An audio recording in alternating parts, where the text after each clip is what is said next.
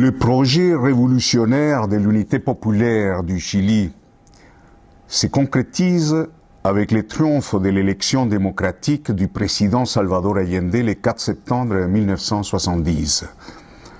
Ce triomphe de toutes les forces de gauche avec un programme socialiste révolutionnaire est une continuation logique de la polarisation et confrontation de la société chilienne dans son processus de lutte des classes. Cette bataille sociale, politique, économique, culturelle est évidemment aussi une lutte psychologique qui se reflète dans l'expression du langage quotidien, politique, professionnel, lutte interne et externe d'une psychologie individuelle et collective. La parole, la belle parole, la parole de l'intelligence, la parole du dialogue, de la compréhension, se transforme petit à petit en une arme dans un champ de bataille hors tout contrôle, avec ses complexités comme une véritable lutte de langage. Effet direct de la division et confrontation politique du Chili de la décennie des années 70. Avec grande rapidité et forte présence, divers codes dans le langage surgissent dans l'expression écrite et orale, baignés dans une notion extrême d'idéologie, dogmatisme, sectarisme, vérités absolues et un prosélytisme obsessionnel dans tous les groupes politiques en confrontation. Le langage politique militant devient une partie inhérente à l'objectif de conquête du pouvoir, comme une vérité presque religieuse ou comme une mission messianique. Selon la situation, il n'y avait pas de limite pour tergiverser ou mentir ou s'auto-mentir ou débattre avec vrais ou faux arguments ou même inventer des arguments inexistants. Chaque individu disposait d'un véritable arsenal belliqueux dans son langage explosif, oral ou écrit. Se développe très rapidement ce qui deviendra tragiquement l'annulation des sens d'un vrai langage. La fin justifie les moyens. C'est ainsi que se déconstruira et se construira les langages en amont à la transformation du pays et de ses citoyens.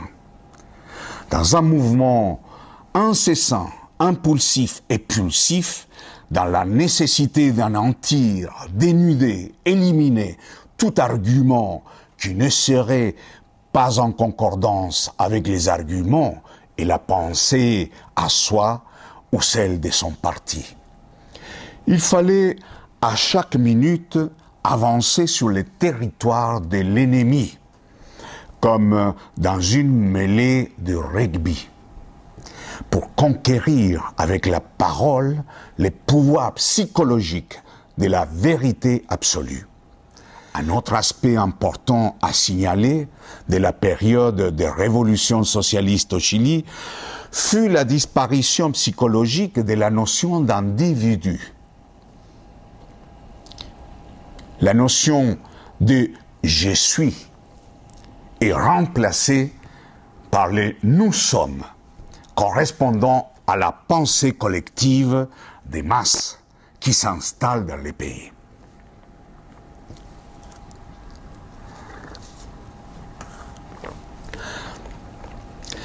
Dans le sens idéologique marxiste, parler à la première personne était mal vu. C'était une tare bourgeoise, synonyme de personnalisme, d'individualisme, reflet d'une certaine philosophie des sociétés capitalistes américaines inhumaines, au contraire de l'expression révolutionnaire de nous, masse, peuple, force de travail, compañeros, camarades, etc., etc.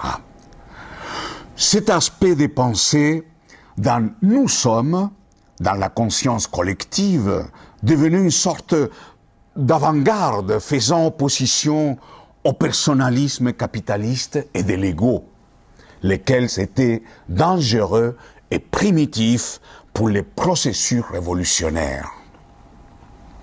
Le « je suis » identitaire d'un individu, avec son originalité, disparaissait du langage courant, quotidien, des discours politiques et du langage militant jusqu'à s'effondrer dans les moindres détails de la pensée dite révolutionnaire, créant ainsi une dépersonnalisation généralisée.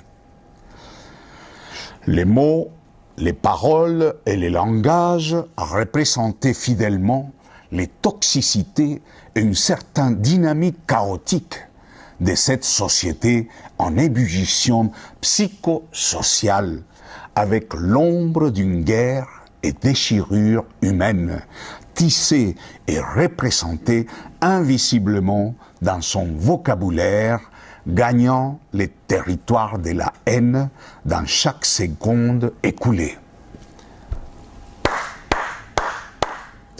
C'était toi la parole bazooka, parole couteau, parole mitraillette, parole revolver automatique, parole mine antipersonnelle, parole bombe molotov, parole char, parole avion de chasse, bombardier, parole bourreau, parole dictatoriale, parole accusatrice, inquisitrice, parole coupable, victime, condamnée, condamnatrice, en confrontation permanente jusqu'au dernier coin et recoin du pays. Le 11 septembre de 1973, à Santiago du Chili, nous sommes observateurs de comment notre plus proche et immédiate histoire se transforme en quelques secondes en un enfer. En passant violemment, dans quelques minutes, d'une vie festive et de liberté, malgré tous les problèmes internes et les sanctions américaines, nous passons de cette liberté vers l'horreur, vers le territoire ennemi qui s'est dessiné déjà dans son langage haineux. Dans cette confrontation des idéologies opposées, commença alors une longue initiation dans la douleur, dans une autre culture et pensée, dans un nouveau concept de la vision de la vie et de l'être humain. On plongea dans un système de non-droit où l'expression et de la libre pensée pivotaient entre paroles vaincues et paroles triomphantes, entre paroles interdites et paroles admises. Nous, jeunes poètes, nous avons lutté pour arriver à saisir un langage d'urgence et subsistance, individuelle et collective, ayant la capacité de passer comme un pont de connexion pour nous représenter et essayer de déchiffrer les passages de ce monde réel, chaotique et tragique vers notre monde imaginaire, fictif, virtuel. La parole et le langage commença à souffrir aussi de la répression et la persécution. Certains mots disparaissaient, des mots qui représentent une culture autre, personnelle et collective, des mots aimés, chers, qu'on avait touchés, caressés, qui s'aimaient tellement proches de notre identité déjà perdue, des mots charnels qui avaient vécu avec nous chaque instant de notre vie, notre jeunesse. Je les voyais partir, exilés, persécutés. Je les voyais se cacher, devenir aussi parias que nous, les agendistas. Paroles et mots obligés de se cacher et d'être cachés. Mots interdits, Paroles interdites que nous n'avons plus utilisées pendant de longues années, mots séquestrés, baignés dans la peur d'une culture différente, opposée à nos principes de vie. Les langages et les mots ont appris peu à peu à subsister, en général, avec toutes ces forces vives et un calcul intelligent et stratégique, blessé et transgressé dans son alphabet et dans son échelle de valeurs et principes essentiels. Ils ont appris à vivre dans l'opposé de sa situation. Où es-tu, poésie? Il y a quelqu'un? Quelqu'un m'écoute? M'écoutes-tu? Où sont-elles, mes paroles aimées? Où sont-elles, mes paroles disparues? L'intuition des poètes me disait que je devais vivre au-delà du phénomène tragique et purement politique du pays. Je vivais une débâcle humaine, un échec spirituel. Je vivais un échec de la condition de l'être même à mes 18 ans. Mon adolescence n'était pas les stéréotypes d'un révolté sans cause. Tout le contraire, ma révolte et celle de ma génération militante avaient un fondement violemment réel. On était devenus des parias, des maudits, à cause de nos idées, et puis à cause de notre condition de poète, dans un système de l'argent. Tout court. Mais pas par snobisme, non plus par un jeu bourgeois d'enfants des familles bien. Non, c'était le pays et sa dictature qui étaient maudites, pas nous, avec toute sa machine répressive. Homme, 1974, 18 ans. J'ai la peau brûlée des vies, et comme la vie, je ne m'arrête pas. Et comme la vie sans fin ni promesse, là où j'entends la mer, là je reste. Là où j'entends la terre, là je marche. Là où j'entends l'homme, là je me comprends. J'ai la peau brûlée et la pensée blessée, et comme la vie, dormir, comme un simple détail, en légère tendresse. Les précoces échecs de vie de ces jeunes poètes militants pour Allende que j'étais n'était pas celui de la fin d'une utopie, mais plutôt la destruction d'une vérité, d'un projet réel, avec la beauté d'un idéal pour une meilleure vie, avec un compromis et la conviction de construire un pays plus juste, indépendant économiquement et culturellement, un pays sans famine, avec un peuple digne de l'être. Conviction que j'ai défendue en prenant les armes à mes 18 ans, les jours du coup militaire, avec un groupe de 14 étudiants universitaires d'art, des écoles de théâtre, des beaux-arts, conservatoires de musique. Être proche de la mort à 18 ans, si proche comme je l'étais, ce n'est pas facile de vivre et de supporter cette expérience, mais pas dans l'instant même des faits, mais plutôt les années qui suivent après.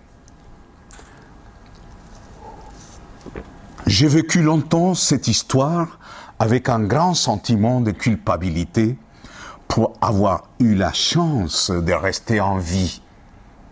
Ma poésie a exprimé pendant des années ces sentiments.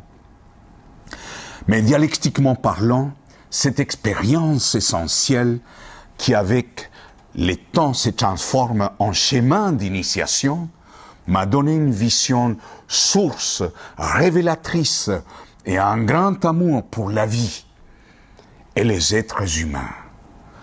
Ce sont mes amis morts sous la dictature, dans la plénitude de leur jeunesse, qui ont payé mon billet d'avion vers la vie.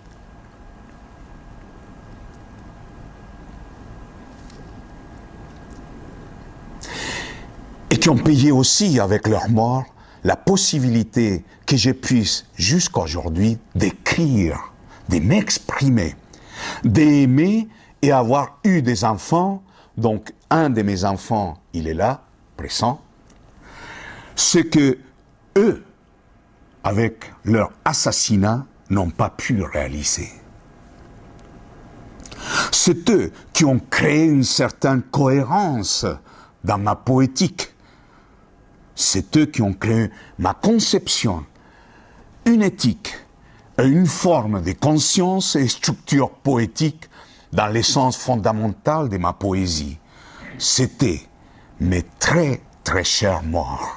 Nous étions forcés de vivre dans un esprit de sublimation artistique permanente comme moyen de subsistance pour conquérir virtuellement à tout moment, sans fatigue, notre espace de liberté à l'intérieur de cette longue et étroite prison que c'était le Chili. Les jeunes poètes chiliens, et j'ai fini, les jeunes poètes chiliens des années 70, sous la dictature, c'est une histoire de courage.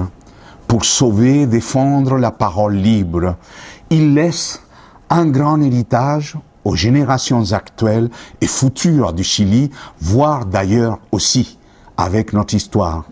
Héritage de force de vie et amour pour la poésie. Selon la situation, celle-ci peut devenir une arme noble de lutte, la parole. Un des exemples dans le monde fut la poésie des poètes espagnols sous la dictature de Franco, ou la poésie et poètes sous l'occupation nazie en France, entre autres exemples. La démocratie au Chili est venue en même temps qu'une autre révolution, la révolution technologique de la communication et de l'image, entre autres, qui est en train de créer déjà des générations habituées à une autre forme de langage qui naît de la vitesse, du temps et de ce qui propose la machine intelligente, l'ordinateur. Qu'est-ce que devient la notion de dialogue? Qu'est-ce que deviendra-t-elle? Qu'est-ce qui deviendra le débat, l'échange de réflexion? Comment notre société actuelle s'alimente de cette nouvelle forme de communication? Bien évidemment, nous sommes en plein procès de transformation du langage, dans une métamorphose insoupçonnable par sa vitesse et ses transformations. Merci à tous les Français qui ont aidé à sauver des vies ou qui ont aidé en France à recevoir des réfugiés et qui n'ont pas cessé d'organiser et collaborer en solidarité avec les peuples chiliens jusqu'à la chute de la dictature et le passage à la démocratie en 1989. Un merci très personnel et intime en mon nom et au nom du peuple chilien, si je peux me le permettre, un remerciement qui me semble juste de le dire et de l'évoquer sans cesse. Merci à vous pour votre écoute et patience. Merci à vous.